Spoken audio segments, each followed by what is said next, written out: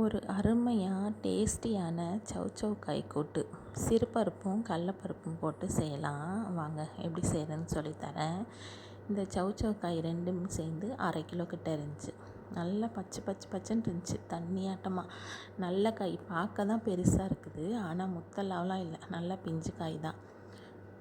இங்கே ஒரு வெங்காயம், ஒரு தக்காளி, ஒரு பச்சை மிளகா லைட்டாக கீறி, ஒரு கொத்து கருவேப்பிலை இதெல்லாம் ரெடி பண்ணி வச்சுருக்கேன். இந்த சௌசௌ காய் நல்லா சின்னதாக பொடியாக அரிஞ்சு நறுக்கி வச்சுருக்கேன். நம்ம உருளைக்கிழங்கெல்லாம் பொரியலுக்கு செய்வோம் இல்லையா, அந்த மாதிரி நைஸாக தொலியெல்லாம் சீவிட்டு நல்லா அலசிட்டு கழுவி அரிஞ்சு நறுக்கி வச்சுருக்கேன். இங்கே ஒரு கிண்ணத்தில் 2 பட்டை ஸ்பூனில் 2 பட்டை ஸ்பூன் சிறுபருப்பு, 1 பட்டை ஸ்பூனு கடலப்பருப்பு, இது ரெண்டும் சேர்ந்து நல்லா கழுவி அலசி தண்ணி ஊற்றி வச்சுட்டேன். நம்ம காய்க்கு தகுந்த மாதிரி அந்த கிண்ணத்திலே தண்ணி ஊற்றி வச்சுட்டேன்.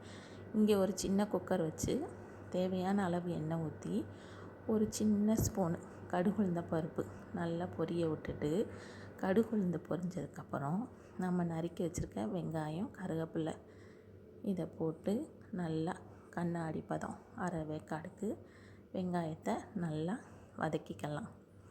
வெங்காயம் கொஞ்சம் நல்லா அரை வேக்காடு ஆனதுக்கப்புறம் நம்ம நறுக்கி வச்சுருக்க தக்காளியும் இது கூட சேர்த்து நல்லா கிண்டி விட்டுருவோம். தக்காளியெல்லாம் ரொம்ப கரையணுன்ற அவசியமே கிடையாதுங்க, லைட்டாக வெந்தாலே போதும். ஆமாம், ஏன்னா நம்ம இதை விசில் போட்டு வெயிட்டுக்கு தானே விட போகிறோம், அதனால் 1-2 சும்மா லைட்டாக வதங்கினாலே போதும். அந்த தக்காளி வதங்கினதுக்கப்புறம் கொஞ்சோண்டு மஞ்சத்தூள், கொஞ்சோண்டு மிளகாத்தூள் போட்டால் போதும், ரொம்ப மிளகாத்தூள் வேணாம். மிளகாத்தூள் கொஞ்சம் கம்மியாக இருந்தால் தான் இந்த காய் சாப்பிட்றதுக்கு டேஸ்ட்டாக இருக்கும். ஆமாம், அந்த மிளகாத்தூளையும் போட்டு நல்லா வதக்கி விட்ருவோம். அதையும் போட்டு 1 நிமிஷம் வதங்கினதுக்கப்புறம் நம்ம நறுக்கி வச்சுருக்க காயையும் இதில் போட்டு ஒரு 2 பெரட்டி நல்லா பெரட்டி விட்டு, காய்க்கு தகுந்த மாதிரியும் உப்பு இப்பயே போட்டுடலாம். போட்டு காயை ஒரு 2 நிமிஷம் நல்லா பெரட்டி விட்ருவோம்.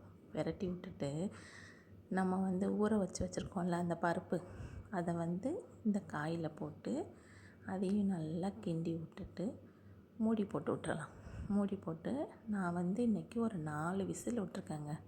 இங்கே குக்கரில் டக்கு டக்கு டக்குன்னு விசில் வந்துடும், அதனால் நான் ஒரு 4 விசிலுக்கு விட்ருக்கேன். ஆமாம், ஒரு 4 விசில் வந்தோடனேயும் திறந்து பார்த்தோன்னா காயெல்லாம் கொஞ்சம் நல்லா வெந்திருக்கும். பருப்பு மட்டும் இல்லை, மேலே முழுசாக இருக்கிற மாதிரி தெரியும், ஆனால் அப்படி இருக்காது.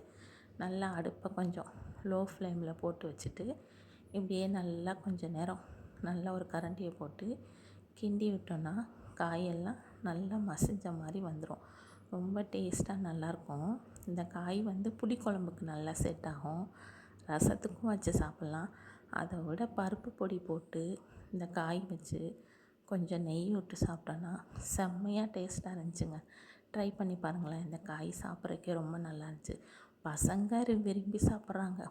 ஆமாம், பெரும்பாலும் பசங்க வீட்டில் காயெல்லாம் சாப்பிட மாட்றாங்கல்ல, ஆனால் வீட்டில் பசங்களுக்கு இந்த காய் ரொம்ப பிடிச்சிருக்கு. இதே மாதிரி சொரக்காயிலையும் நான் 1 டைம் செஞ்சேன், சேம் இதே மெத்தடில். அதுவுமே ரொம்ப நல்லா இருந்துச்சு.